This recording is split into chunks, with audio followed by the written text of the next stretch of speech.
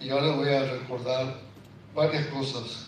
Algunas cosas ustedes las saben, otras cosas se las voy a recordar y otras cosas las vamos a aprender.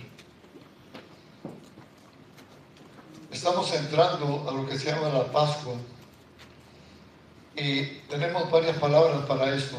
Ya sabemos y hemos conocido en hebreo, Pascua es Pesach o Pesaj y es para hablar de la Pascua. En inglés se dice Passover, en italiano y latín se dice Pascalia, en español decimos Pascua, y esto está asentado en las 7 fiestas de Yahweh, no 7 fiestas judías, son las 7 fiestas de Yahweh que aparecen manifestadas en el capítulo 23 del libro de Levíticos. Ahora, a modo de recuerdo, estamos entrando, estas 7 fiestas las reducimos en 3 fundamentalmente, que es lo que venimos y celebramos aquí en nuestra iglesia: Pesach, Shavuot y Sukkot.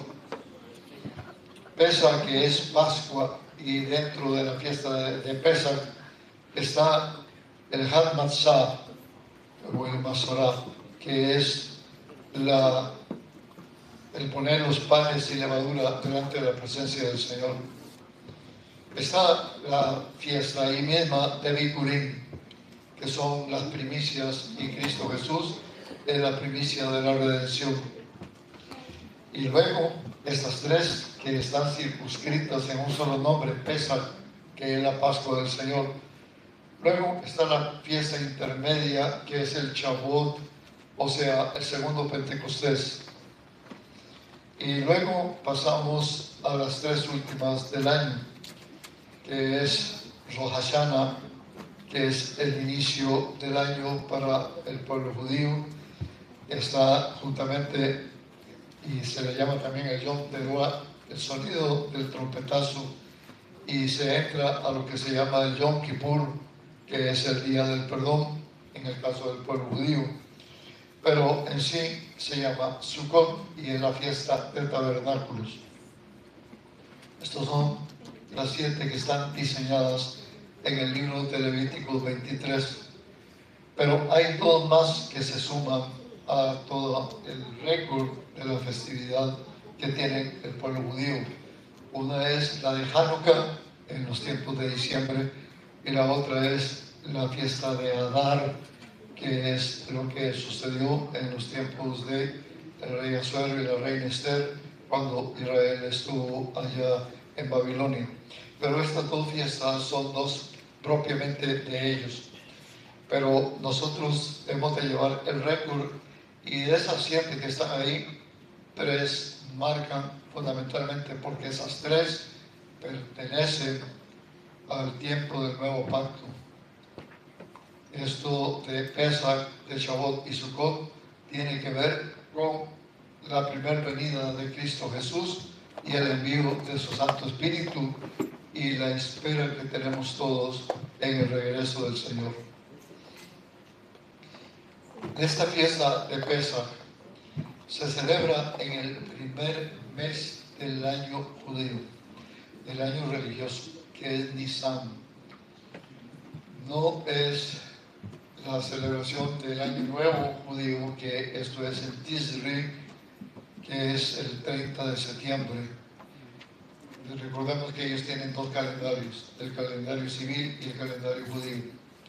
Pero como habla el libro del Éxodo, dice el primer mes, el mes de Nisan, y está hablando acerca del inicio, que fue cuando el Señor sacó al pueblo de Israel de la opresión egipcia.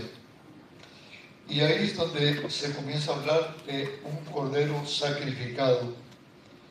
Cuando leemos en el capítulo 12 del libro del Éxodo, en el verso 3, hablar a toda la congregación de Israel diciendo: el 10 de este mes tómese cada uno un cordero según la familia de los padres, un cordero por familia.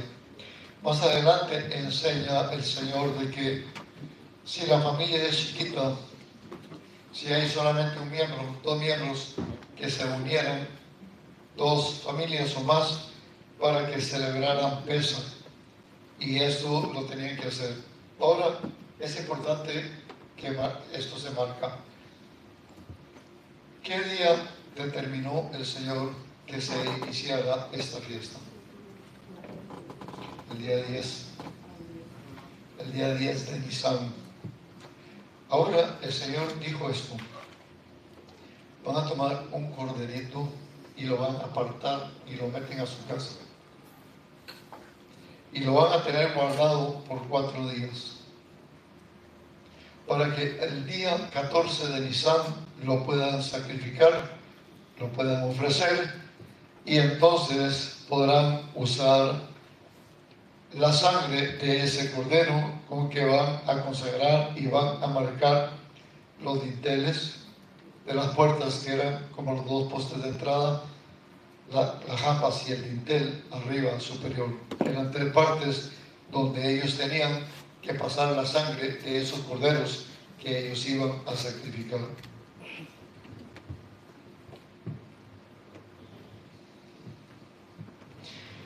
En el libro de Números, en el capítulo 3, verso 13, el Señor habla de los primogénitos. No es todo primogénito desde el día que yo hice morir a los primogénitos en la tierra de Egipto. Etimológicamente, esta palabra de Pesaj significa pasar. Yo pasaré delante de vuestras puertas. El ángel de la muerte no entrará a sus casas. Cuando leemos Números 8:17, dice: porque mío es todo primogénito de entre los hijos de Israel, así de hombres como de animales, desde el día que yo herí a todo primogénito en la tierra de Egipto. Los santifiqué para mí, y Él los apartó para sí. Y el Señor entonces ahora determinó separar un cordero por familia. Y este cordero por familia se convirtió en un elemento de juicio para con los primogénitos de Egipto. Lo entrarán en su casa y ahí lo mantendrán por 4 días, desde el 10 de Nisan hasta el día 14 de Nisan, en que lo sacrificaréis, lo inmolaréis entre las 2 tardes. Yo en la próxima charla voy a dividir los tiempos y te voy a explicar cuál es el significado de las 2 tardes. Ahora, en el verso 6 de este capítulo 12 dice: y guardaréis hasta el día 14 de este mes y lo inmolará a toda la congregación del pueblo de Israel entre estas 2 tardes. Verso 7: tomarán de la sangre y la pondrán en los postes, o sea, las jambas, y en el dintel de la casa en que lo han de comer. Y aquella noche comerán la carne asada al fuego, los panes sin levadura, con hierbas amargas, y lo comerán. Y ninguna cosa comeréis de este cordero cruda, ni cocida en agua, sino que será asada al fuego, su cabeza y sus patas y sus entrañas. Y ninguna cosa dejaréis de él hasta la mañana, y lo que quedare hasta la mañana lo quemaréis al fuego. Y lo comeréis ceñidos vuestros lomos, y vuestro calzado, y vuestros pies, y vuestro bordón, y en vuestra mano el bordón, y lo comeréis apresuradamente, porque esta es la Pascua de Yahweh, este es el paso de Yahweh. Todos, cuando hemos leído la Escritura, hemos entendido esta porción. Ahora, cuando vino el tiempo de que entró el Mashiach, el Mesías, a la tierra.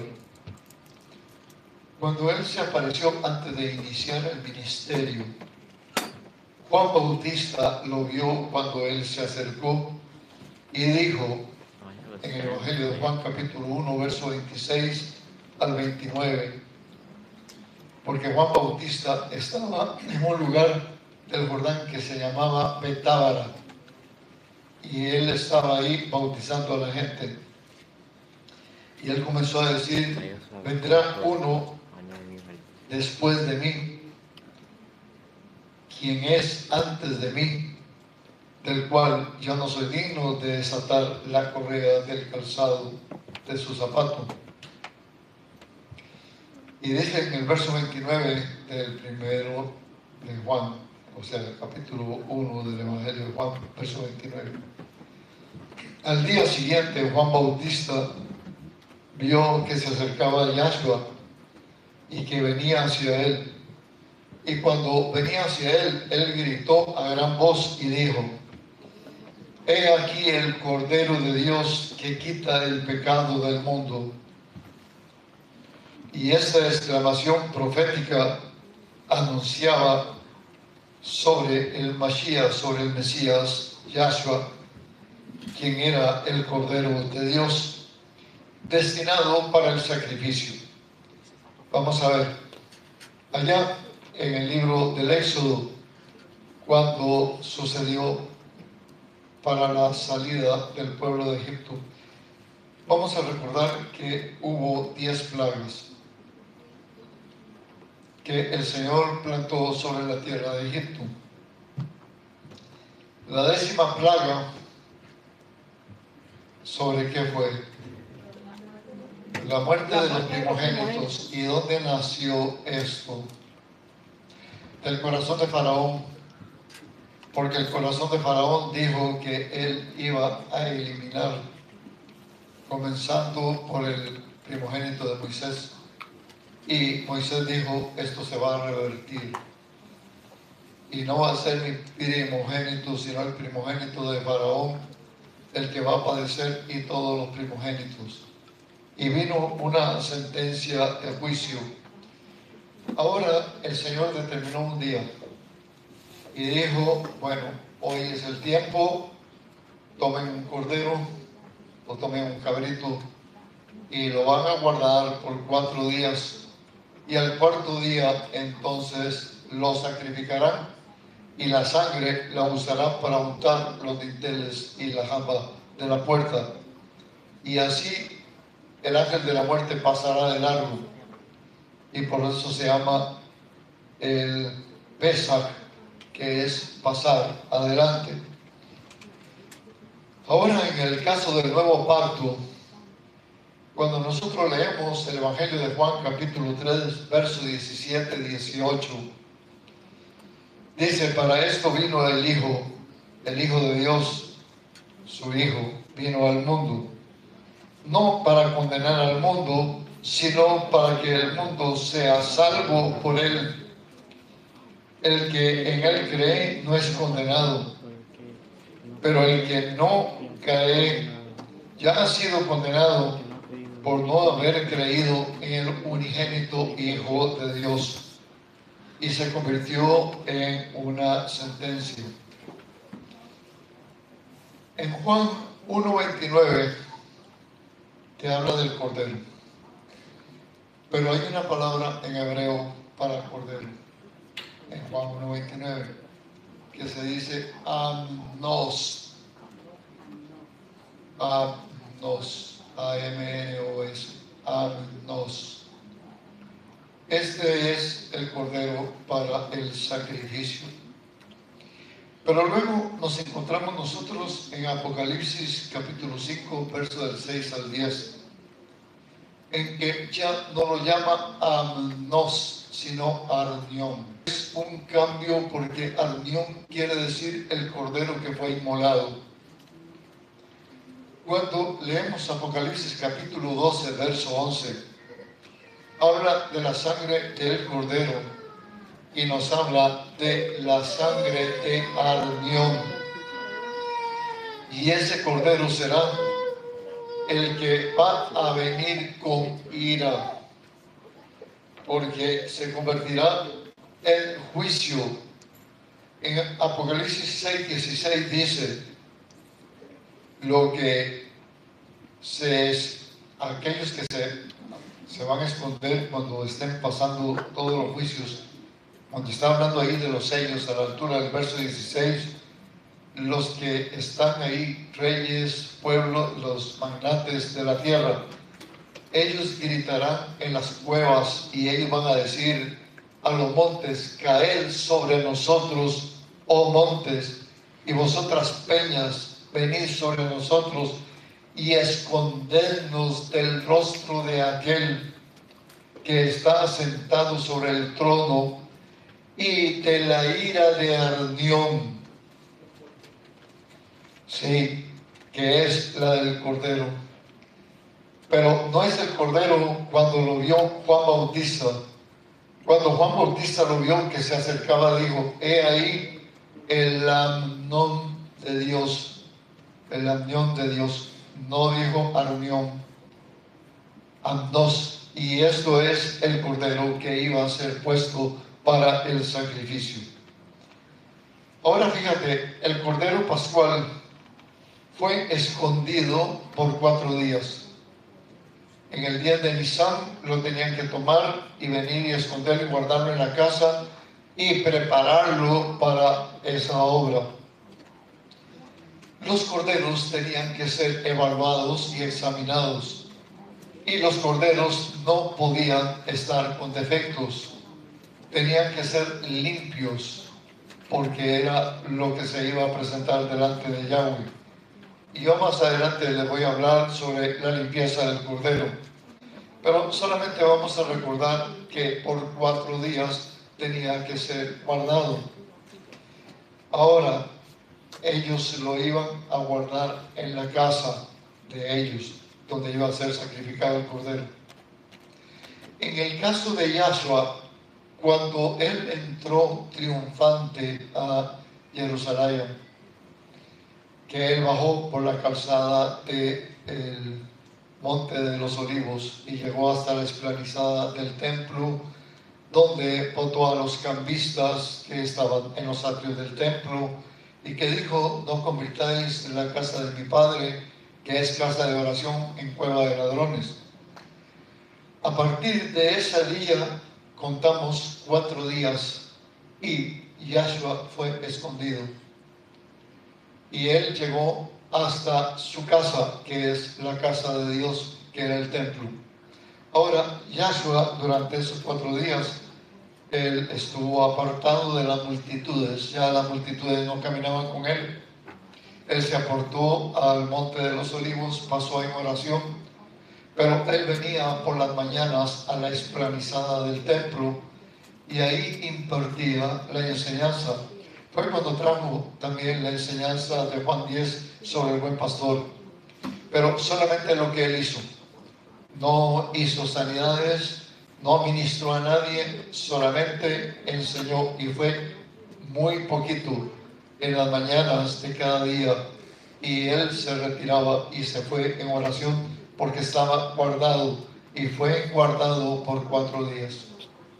A los 4 días se cumplió el tiempo de presentar el nuevo pacto, que fue en la última cena del Señor, que fue cuando fueron a celebrar a Pesach, la Pascua, y que prepararon el lugar que era el aposento alto, y ahí él vino y se le manifestó a los discípulos en una forma extraordinaria y diferente de otras veces. Yo decía en la mañana a mis hermanos, los chofaristas y las danzarinas, que hubiera sido interesante haber conocido cómo celebró Yahshua las Pascuas anteriores, en los años que le antecedieron.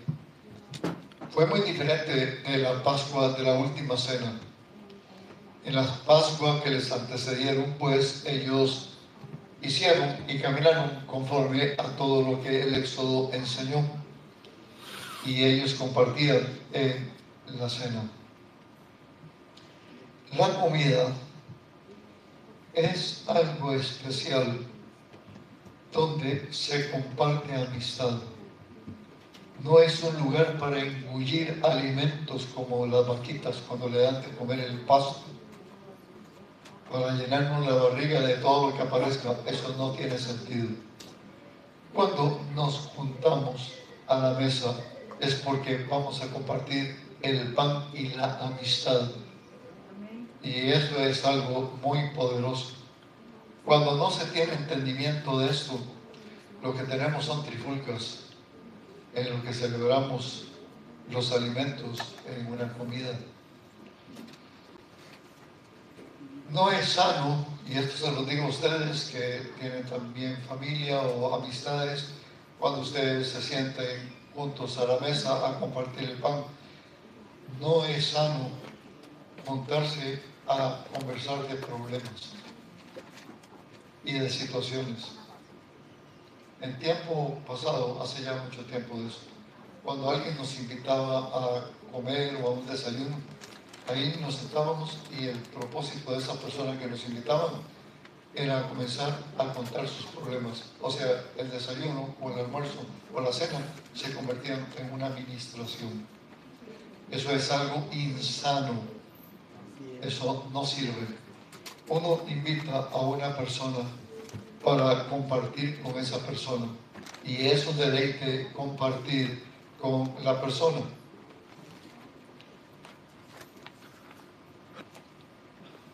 Solamente me quedó un recuerdo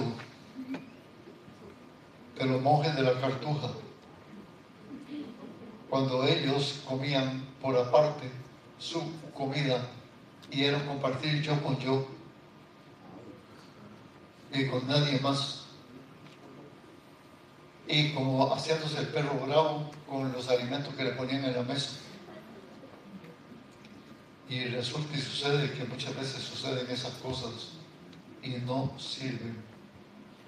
Cuando el Señor compartió la cena con ellos en Pascua, fue de mucha bendición.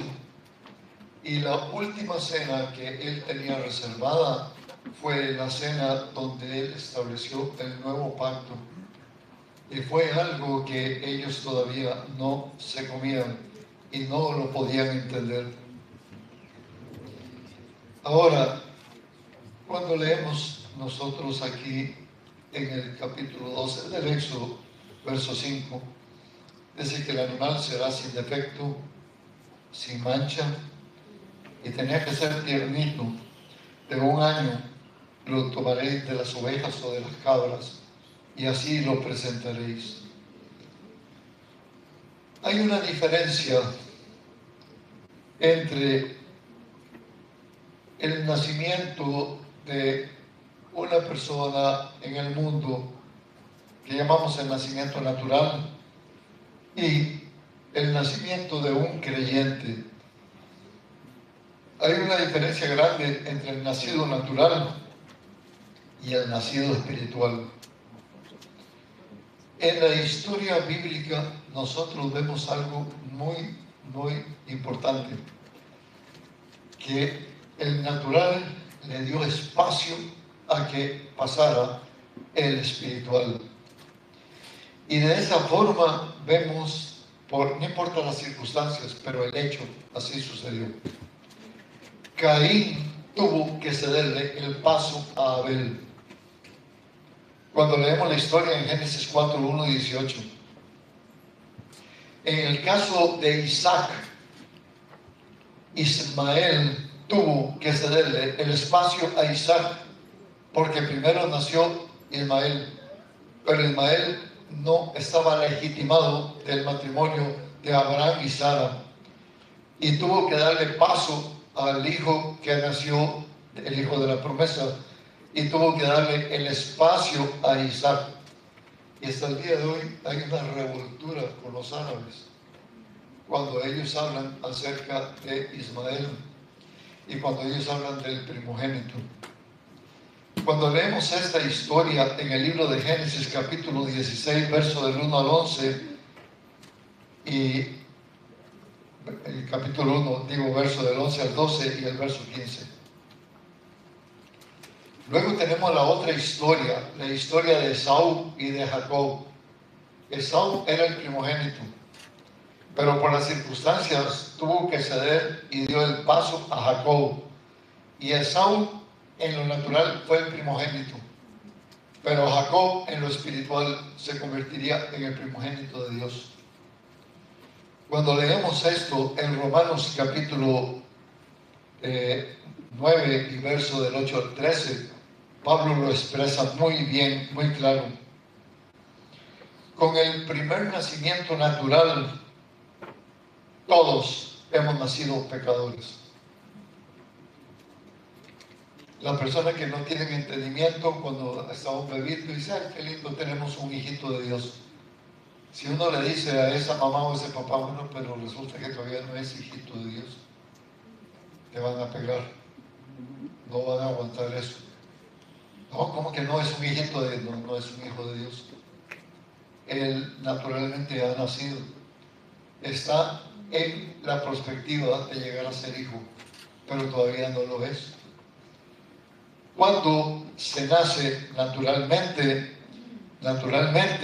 nosotros tenemos el primer nacimiento, pero ¿cómo nacimos todos los descendientes de Adán? Todos nacimos pecadores, porque entramos en la dimensión de la carne. Y recordemos que en Adán todos pecamos y fuimos destituidos de la gloria del Señor. Pero con el nacimiento espiritual nos convertimos en hijos de Dios. Es lo que Pablo explicó en 1 Corintios capítulo 15, verso 22. Y lo que nos explicó en Romanos capítulo 9, 8 al 13. 1 Corintios 15, 22 y Romanos 9, del 8 al 13. Y nos habla de esa dimensión maravillosa. Y todos los que hemos nacido en el Espíritu somos hijos de Dios. Y le pertenecemos a Él. Y significa que fuimos apartados y fuimos separados. Bueno, tuvimos dos nacimientos, ciertamente. Nacimos en la carne porque nacimos de nuestros padres progenitores, pero nacimos en pecado. Mas cuando vinimos a Cristo Jesús, hemos nacido de nuevo, somos los nacidos de nuevo, somos la gente que nacimos espiritualmente, ¿verdad, Jonathan? Jonathan y Brian. Sí, me siguen, captan, quiero que entiendas esto. Esto es importante para todos los que estamos acá, porque esto es lo que nos hace valer la posición donde estamos y a lo que el Señor nos ha llamado. 4 días estuvo el Cordero separado. 4 días Yahshua estuvo apartado de las muchedumbres, por cuanto, aunque Él bajó al templo y enseñaba ahí al templo, pero no se registra ninguna sanidad, ninguna intervención como la que Él solía hacer, porque fueron 4 días que Él se guardó para preparar su corazón en lo que iba a ser como el Cordero Pascual. Y nos habla ahí la palabra de que Él, ese Cordero, igual sucedió en el primer caso que tenemos del libro del Éxodo con los corderos, que habla que fueron sacrificados en medio de las 2 tardes. Vamos a ver. Tenemos que entender para esto el ciclo del reloj de los judíos, de los israelitas. Si no lo entendemos, nos va a costar entender esto. ¿A qué horas comienza el nuevo día para el pueblo hebreo, el pueblo de Israel? A las 6 de la tarde. A las 6 de la tarde. 6 de la tarde marca el cambio. 7 de la noche es un día. 5 de la tarde fue otro día. Las 6 de la tarde es lo que significa para nosotros las 12 de la noche. 12 de la noche separamos y tenemos 2 días. A las 11 de la noche era un día, a la 1 de la mañana es otro día. En el caso de Israel, ellos son las 6 de la tarde. Entonces, ¿cuál es el rol de nosotros para hablar de un día? Porque los días son ¿de cuántas horas? De 12 horas del día. Sí, bueno, 24 el día completo. Pero a las 12 horas pasa algo. Bueno, si son 24 horas, vamos a ver. Entonces, comienza a las 6 de la tarde para los judíos. ¿A qué horas termina? No. Sí, bueno, termina ya a las 6 de la tarde. Pero exactamente el día para ellos, el día. Ya no estoy hablando del día como el día de las 24 horas. Hablo del día como el día. Usted sabe que el día para nosotros, ¿cuántas horas tiene? 12 horas. Ok, llamamos el cambio del día las 24 horas. Pero el día como tal, estamos hablando de 12 horas. ¿A qué horas se extiende el día de nosotros?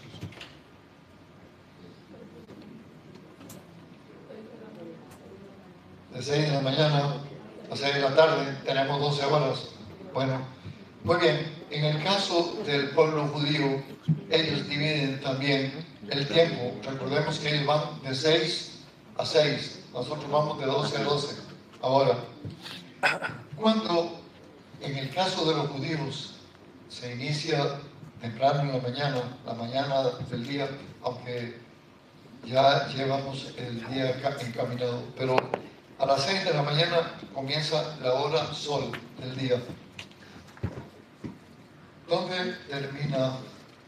¿A qué hora son la hora novena? ¿A qué hora viene siendo la hora novena? Sí, para el judío.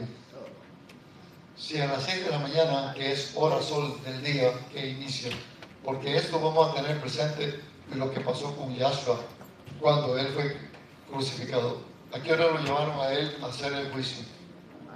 ¿A qué hora se lo llevaron para hacer el juicio? Que lo sacaron, lo prendieron allá en el huerto de los olivos y lo trajeron para hacer el juicio. ¿A qué hora se inició el juicio? 6 de la mañana. Muy bien. ¿A qué hora son la novena hora? 3 de la tarde es la novena hora. ¿A qué hora fue la sexta hora? 12 del mediodía. 12 del mediodía es la crucifixión de él. Y a las 3 de la tarde es la hora novena. Ahora, si dividiéramos la mañana en dos partes, si dividiéramos la tarde en dos partes, ¿de qué hora a qué hora sería la tarde de los judíos? Para dividirla en dos partes. Muy bien, entre las 12 y las 6 de la tarde. ¿Y a dónde la dividiríamos exactamente?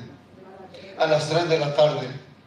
El cordero fue sacrificado entre las dos tardes, porque se llamó la primera tarde esas 3 primeras horas, de 12 a 3, y la segunda de 3 a 6.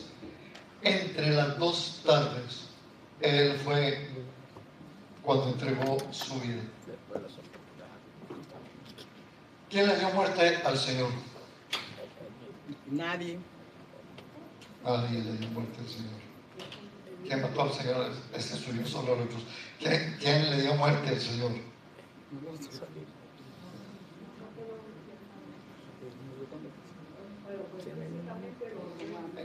Mira, en últimas instancias tú. En últimas instancias fuiste tú y yo y todos nosotros los que le dimos matanga. En última instancia fuimos nosotros. No fueron los judíos, no fueron los romanos, no fueron los religiosos. Todos estos gritaron y quisieron deshacerse de él. Y unos ejecutaron lo que otros asusaron y los demás gritaron y dijeron crucifícalo. Y así fue llevado a la cruz de Calvario. Y llegó a la cruz del Calvario, pero nadie le quitó la vida a él. Él dio la vida ¿cuándo? Cuando él quiso. Cuando él quiso. Yo tengo poder para quitarla y tengo poder para ponerla. Ellos hicieron lo que tenían que hacer. Lo enjuiciaron, sí. Lo llevaron a la cruz, sí. Lo crucificaron, sí. Bueno, ya dictaron la sentencia, sí, pero no se murió. Un sentenciado en la silla eléctrica, si aguantó todo el bloque de la descarga eléctrica y no se murió, queda libre, porque ahora tenemos un muerto vivo. Uno que estaba muerto, pero que ahora está vivo y camina, y han pasado cosas de estas en la historia. Pero en el caso de Yahshua es porque se cumplió la palabra. Nadie tuvo autoridad sobre él para quitar la vida, ni el Satanás. El Satanás asusó a aquellos religiosos. ¿Sí? El Satanás quería todo trance deshacerse del Mashiach. El Satanás fue el que provocó a que toda aquella chusma gritara, crucifícalo. Los religiosos fueron los que provocaron a los ejecutores, que fue en ese momento el legislador romano y todo lo que estaba en vigencia, para que llevaran a cabo el juicio y la sentencia. Pero por la sentencia de ellos, lo coronaron de espinas, por la sentencia de ellos, lo azotaron, por la sentencia de ellos, le pusieron un madero sobre los hombros y le dijeron camine, hecho está. Él se lavó las manos, el Poncio Pilato. Pero tanto Poncio Pilato como los dos sumos sacerdotes de ese entonces, que eran Anás y el otro era Caifás, dieron ya por sentado de que se llevó a cabo la ejecución. Todo el mundo pensaba que él iba a morir cuando fue flagelado. Todo el mundo pensó que iba a morir cuando él fue coronado. Y todo el mundo pensó que no aguantaría llevar la cruz hasta el Calvario. Y fue a la cruz del Calvario y lo clavaron. Y aún clavándola no se murió. Y lo colocaron ahí y aún puesto ahí duró ¿cuántas horas de agonía? ¿Cuántas horas de agonía estuvo Jesús en la cruz? 6 horas. 6 horas. A las 9 de la mañana lo enclavaron en la cruz y pasaron 3 horas cuando el sol se puso como silicio y vino los nubarrones, y hasta las 3 de la tarde él entregó su espíritu en la mano del Padre Celestial. Pero esto es interesante porque lo mismo sucedió en los corderos que fueron sacados y colocados para la obra que iba a hacer. Ahora vamos a ver esto. ¿A quiénes iba a matar el Señor en los tiempos de Moisés? En el libro del Éxodo. ¿Sobre quiénes iba a ejecutar la orden el Señor? ¿A quiénes iban a ejecutar? A los primogénitos, no a más nadie. Era a los primogénitos. Fue la sentencia sobre ellos. Y recayó fundamentalmente en el primer primogénito del estado de Egipto, que fue el hijo de Faraón, y todos perecieron. Mas cuando el ángel de la muerte pasó por las casas, ¿qué fue lo que el ángel de la muerte vio cuando pasó por las casas? Vio la sangre. ¿Y qué hizo cuando pasó por las casas y vio la sangre? Pasó de largo y no los tocó a ellos exactamente. Bueno, nosotros somos los primogénitos del Mashiach. Y hemos nacido y le pertenecemos a Él. Y entonces, ¿cómo estamos nosotros? ¿Por qué el ángel de la muerte no nos alcanza? Porque estamos marcados. ¿Y cómo estamos marcados? La sangre del Cordero. Con la sangre del Cordero. A menos que una persona se quiera devolver y decir, me divorcio, no quiero más nada contigo, me aparto y me separo. Y se puede ir. Pero de ahí fuera, los que hemos sido marcados con la sangre del Cordero, somos propiedad privada de Él. Y se hizo válido con el sacrificio de Él en la cruz del Calvario. Yo quiero, en esta primera charla, que usted tenga presente esto acerca de los corderos, que eso es muy importante, y acerca de lo que significó el Cordero de Dios. Fue presentado como Amnos, porque así lo presentó Juan Bautista, pero se convirtió en Arnión. porque es el Cordero. Bueno, Él fue a la cruz del Calvario como un Cordero, como habla Isaías. No abrió su boca, fue llevado al matadero y fue trasquilado por sus malhechores. Y fue llevado como un Cordero. Mas cuando es presentado, ya no es agnos, sino arunión, en el libro de Apocalipsis, ese Cordero se convierte en un Cordero de juicio. Y el juicio de Él será practicado y ya no estará la misericordia vigente. Porque Él pondrá todas las cosas en su lugar y sus enemigos estarán bajo sus pies. Y los que son de Él estarán con Él disfrutando eternamente y para siempre. Tenemos una figura, porque tenemos que ver esto. Cuando se ha presentado aquí un estandarte sobre el león y el cordero, y nadie se pone a adorar al leoncito ni al corderito, pero esto nos recuerda algo poderoso, porque las dos cosas significan el Señor Jesús. Uno, porque Él es el león de la tribu de Judá, y otro, porque Él es el arunión. Vino como cordero, fue inmolado como cordero, pero no regresará como cordero. Él se sentará en el trono de justicia y pondrá a todos sus enemigos debajo de sus pies. Y esto será grande y será maravilloso. Y nosotros disfrutaremos. Bueno, ¿quiénes nosotros? Los que estamos marcados con la sangre del Mashiach, los que hemos sido puestos con la sangre, los que llevamos verdaderamente esa marca de la sangre, le pertenecemos. Fuimos separados de la manada, usted, yo, le pertenecemos a Él, aunque nos revolteemos, porque hay chivos que se revoltean y así revolteados quieren pasar al otro lado. Bueno, el Señor no le va a quitar la estampa de la sangre. Ese tendrá que arreglarse y tendrá que ponerse en orden, porque si no, tampoco en su revoltura va a entrar. Pero los que le pertenecemos a Él hemos sido marcados y lavados con la sangre. ¿Sí? ¿Entendió, Sarita? Ah, sí, ya entendí. Señor me lo bendiga.